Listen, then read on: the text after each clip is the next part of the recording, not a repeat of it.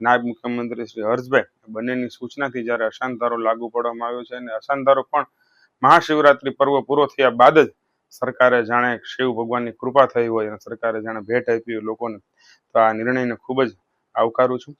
લોકોની હજી અપેક્ષાઓ ઘણા બધા વિસ્તારો હજી આમાં રહી ગયા છે.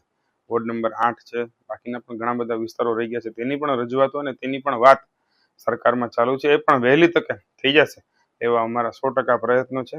અને આ નિર્ણયને ભારતીય જનતા પાર્ટી જુનાગઢ મહાનગરના અધ્યક્ષ તરીકે હું આવકારું છું અને અભિનંદન આપું છું. હાલો, મારું નામ કુંદનબેન દિનકરરાય પુરોહિત છે. આ કૃષ્ણા પાર્ક સોસાયટી ખામદોડ એરિયા જે છે એમાં અશાંત ધારો લાગુ પડી ગયો છે. એના માટે થઈને હું અધિકારી તેમજ પદાધિકારીનો ખૂબ ખૂબ આભાર માનું છું. જે કર્યું છે તે બહુ સારું કર્યું છે. હવે આગળની સ્વસ્તિકનગર, અનુરાધા પાર્ક, થોડી સોસાયટીઓ બાકી રહી ગઈ છે, એ અમારી નજીકમાં જ થાય છે. તો એમાં પણ અશાંત ધારો લાગુ પડી ગયો એવી અમે માંગણી કરીએ છીએ. જુનાગઢમાં ઘણા સમયથી અમુક વિસ્તારોના રહીશો અને સ્થાનિક આગેવાનો એમની માગ હતી કે જુનાગઢમાં અમુક વિસ્તારો છે જેમાં અમુક સોસાયટીઓ છે એમાં ઘણી એવી જે અશાંત પ્રવૃત્તિઓ છે એના કારણે અશાંત ધારો લાગુ કરવામાં આવે.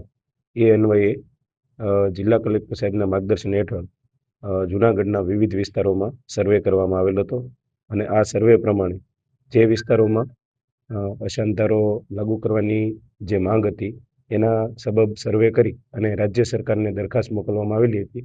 આ દરખાસ્ત રાજ્ય સરકાર દ્વારા માન્ય કરવામાં આવેલી છે અને નોટિફિકેશન દ્વારા જુનાગઢના ખામધ્રોળ અને જોશીપરા વિસ્તારમાં અશાંત ધારો કેટલીક સોસાયટીઓ, કેટલાક વિસ્તારો એમાં લાગુ કરવામાં આવેલો છે.